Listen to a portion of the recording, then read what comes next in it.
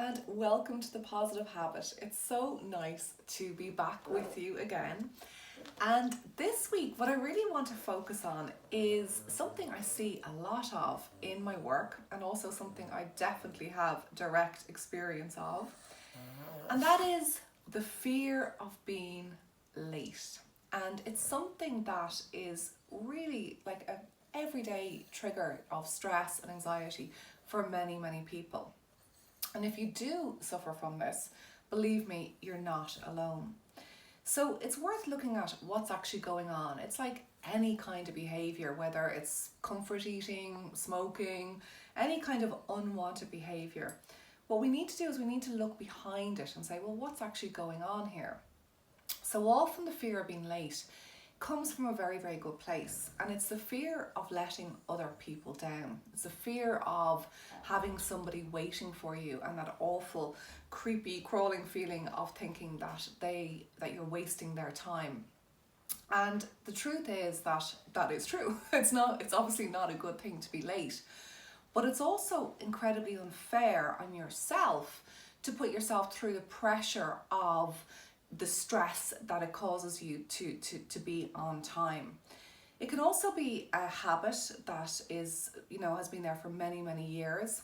It's worth considering, what was your parents' relationship like with time, in terms of, were they always rushing? Was there always this kind of mad panic in the mornings? Rush, let's go. Because now that we are eventually and thankfully and mercifully, the children will be going back to school. This is something that is going to start to become more apparent. So what I would love for you all is that you enter into that with an idea that you can actually rush calmly. As you can see here, Rosie has absolutely no fear of being late. She's just constantly hilariously in the moment and just kind of taking that same idea for ourselves in terms of the ability to actually breathe when you are having to get from A to B. And I think it's also very useful to remember that if you are late, it's not the end of the world. It can feel like it, but it isn't. Especially if it's only a few minutes late, which can happen to all of us, even me, and I'm almost like anal in terms of being on time. And I also think it's worth noting that being too early is also quite stressful for people, in terms of you don't want to keep people waiting, but you don't want to arrive too early either, because that then puts a kind of pressure on them. If you're arriving for dinner and you're early and it's like, that feeling yourself. Or on the other hand, if you're waiting for someone and you're early and they're only a few minutes late, you can feel frustrated because you've already been there for so long. So there's a sense of getting that balance right. And I would say that 5 minutes early is on time. And anything before that is probably causing stress to you.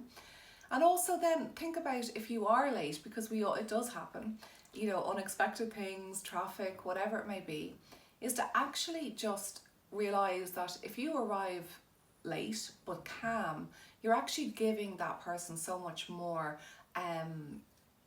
of a positive energy, rather than arriving late and so sorry and so guilty and so upset that the lateness then starts to take over.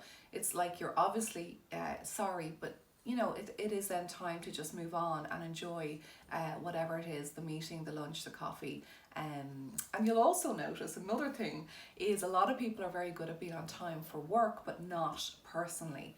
So that's worth looking at and saying, well, if I can be on time for work, you can certainly be on time for other personal engagements.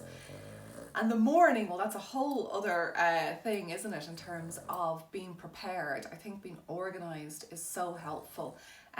Just having things ready, laid out, just takes huge pressure off, and getting the kids involved in that process as well helps to teach them responsibility, so it's not all on you or your partner. So I hope that helps, and thank you as always for being here, for watching. Please to like it and share it with anyone that you know who has a fear of being late, and let's put that into the past where it belongs. Thanks for watching, and see you next week. Bye.